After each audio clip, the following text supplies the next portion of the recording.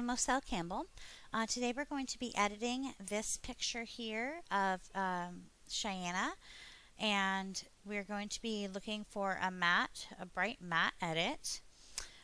So first off, what I wanted to show you guys is the straight out of camera picture. So this is actually a straight out of camera picture, and you can see it's very yellow. We actually shot somewhere where we weren't really allowed to shoot, so we couldn't use external flash.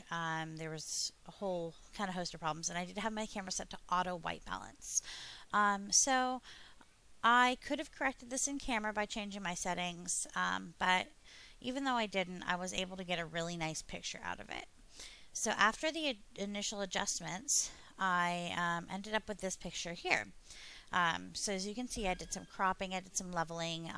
Changing of the white balance obviously was the biggest issue. So we're going to go ahead and edit this. This is a model that I love to work with. Her name is Shianna. And Shianna is a model here in Seattle signed with TCM. And I've worked with her a few times, but this is the first time I've done some one-on-one non-commercial work with her.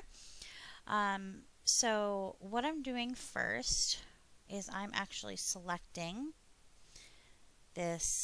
the main subject here, and I'm also selecting that column, and I'll show you why later.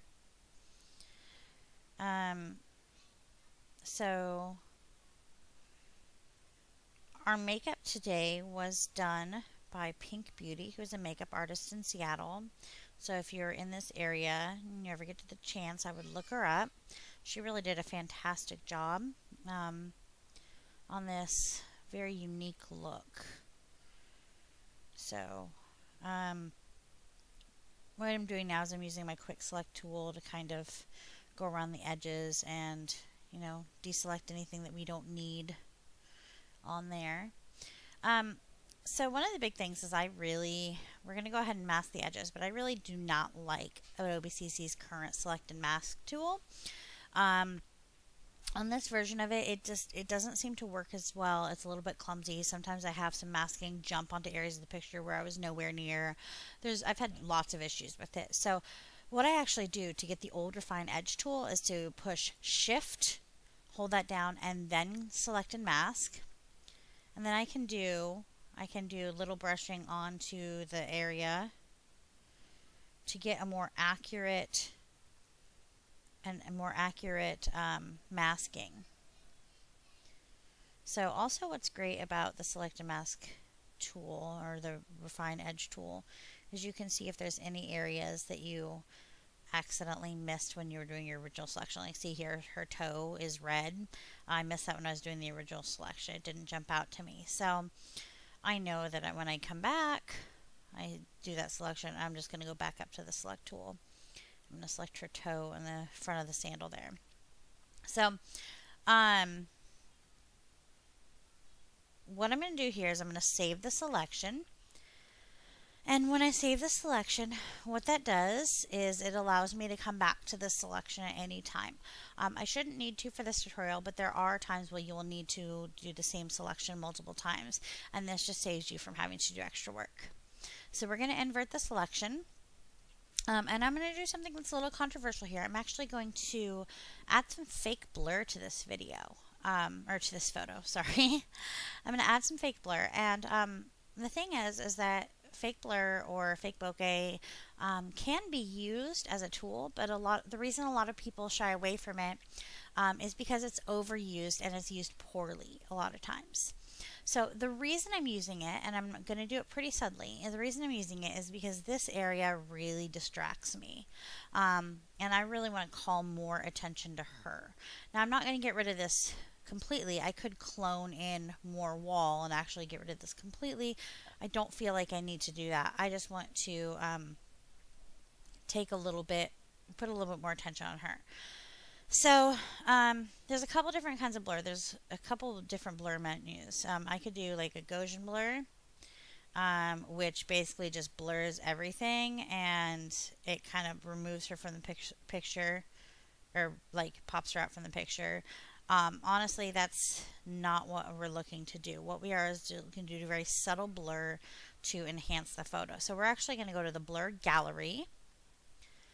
And what this is going to do is because I couldn't get this in lens because of the distance from the model to the background, we're just enhancing that bokeh in post-processing. So what I'm going to do with the tilt shift blur, if you've never used tilt shift blur before, it's actually really great because anything above this dotted line is a more significant blur. In between this solid and this dotted, it's more gradual. Then anything in between those middle two lines is actually not blurred at all. So it really helps create a more natural look to it. So if you see the tilt shift blur, it's at 15 pixels. We're going to go up to about 25. Okay, so we're at about 25. Let's go up to 30. There we go. Okay, so we're about 30. And so we have, we're at about 30 pixels. It just takes some of that focus off there, puts it on her, but it's not too overwhelming. You can also, just so you know, when you're down here with the blur tools, there's an effects thing. There's different effects that you can do. But you can actually add light bokeh, which is really nice when you're doing like street lights and stuff. But here it just kind of creates a weird reflection off the marble. But this is really cool when you have like street lights or whatever. You can actually increase the bokeh a little bit, which is kind of fun. Just saying. Okay. So I have that the way I want it. Again, it's not too dramatic, just a little bit of a subtle blur, but keeps the main focus in. And my computer is absolutely the worst computer on the planet, so I'm sorry if it's so slow. Okay, so we're going to go ahead and deselect. So my next step that I'm going to do is I'm actually going to brighten her eyes. And her eyes are really dull to me. And that's partially because I couldn't use any lighting. Okay, so we're going to go ahead, see that gray tint there? We're going to go ahead and get rid of that. So we're going to go to levels. We're going to add the levels adjustment layer. But we aren't actually going to use the levels adjustment layer, except that we're going to change the mode to screen. Obviously that's super white and blown out. We don't want that. So we're going to go to Edit Fill, Black, and I'm going to use the white brush. So that took us back to the normal, like our original look, right? We're going to zoom way in. If you do notice her eyes, it's slightly pixelated around her eyes. I was at a pretty high ISO when I shot this, being as the lighting situation was not ideal, as you saw in the picture. And so I was pretty heavy-handed with the luminance slider when I was in Lightroom to try to smooth out some of that graininess. And the result is that you get a little bit of distortion, like pixel distortion around her eyes. Well, really everywhere, but it's noticeable around her eyes because we look for that detail. So, but if you don't, if you don't pixel peep, you don't notice it, and that's one of those things that's really fantastic about digital photography, is that you don't notice it unless you're doing pixel peeping. Okay, so right now she looks slightly creepy. Sorry, Shianna. So what we're going to do is we're going to take the opacity down, and I'm going to start at 0. So it looks like that we haven't done anything to it at all. And then I'm going to slide it up. And the reason we start down and slide up is because you can kind of tell where it starts to look unnatural. Or if you slide from the top and go down, you end up with a higher number usually because you're like, oh, well, it doesn't look so harsh. So I start from the bottom and slide up. And on this one, I'm going to settle around, I would say anywhere from 50 to 65. Anything above 65, even at 65, looks slightly unnatural. So we're going to go to about 60%. Yeah, there we go. Actually, I'm gonna go down to 55. It looks a little bit much for me. And this is just personal. This one's just personal preference, like what still looks natural to you. So, okay, so I'm gonna go ahead and merge these layers, and I kind of have a problem in that I really, really hate lots of layers. So a lot of photographers and editors, when they tell you, say, second you get into Photoshop, you create a new layer. And that prevents you from making mistakes on your background.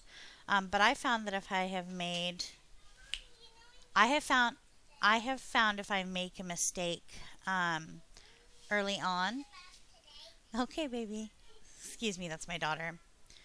Um, I have found that if I make such dramatic mistakes that I can't fix it with like a few steps backwards, I'm probably going to be frustrated and scrap the whole project anyway.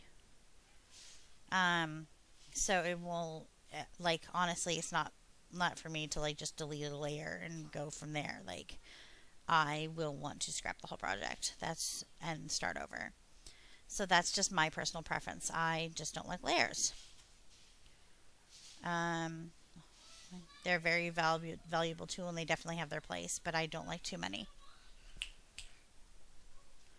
Okay, so what I've done now is I've selected the irises. And I'm going to enhance the irises. The first thing is I took some color away when I ran the white brush over them. Um, and when I brightened them up, I took away some of that saturation, that actual color in their eyes. So I'm just going to slide up the vibrance and saturation. And then I'm going to go filter, sharpen, sharpen more.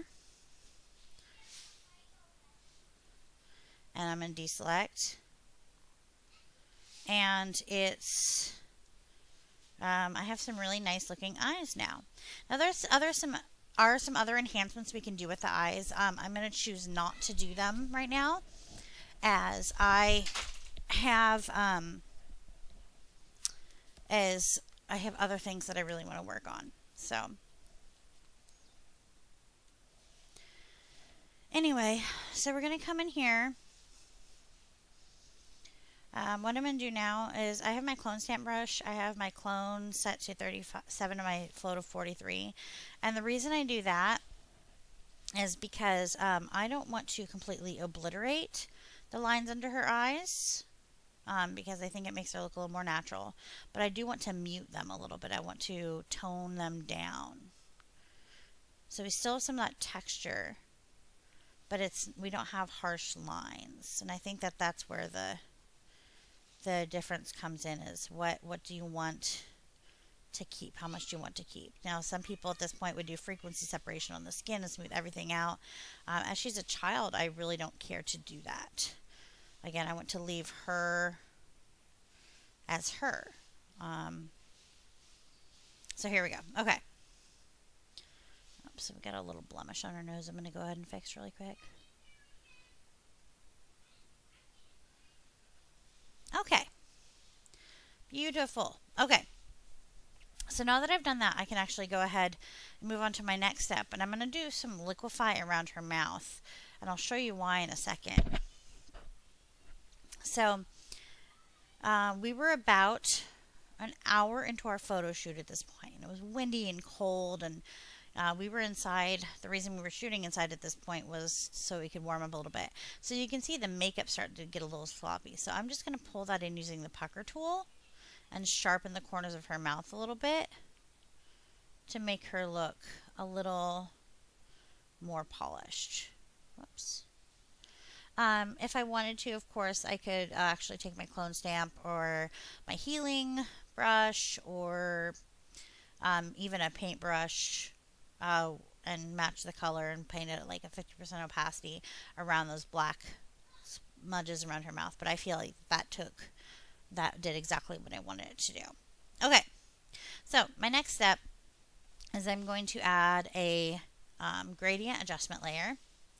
So my gradient is going to look like this. I'm going to go to this bottom right one. I'm going to reverse radial, move that over. Now that's way too small, so what I'm going to do is I'm going to pull up the slider till I get a look that I'm looking for, with a very slight darkening of the edges, but that still brightens up that middle. That's about right for me. So I like to do that as opposed to an actual vignette. I feel like the really heavy vignettes don't really work, especially with this kind of portraiture. Okay, so now I've got my gradient fill, and I'm going to add, this is where we add the matte look. And I'm going to add a curves adjustment layer.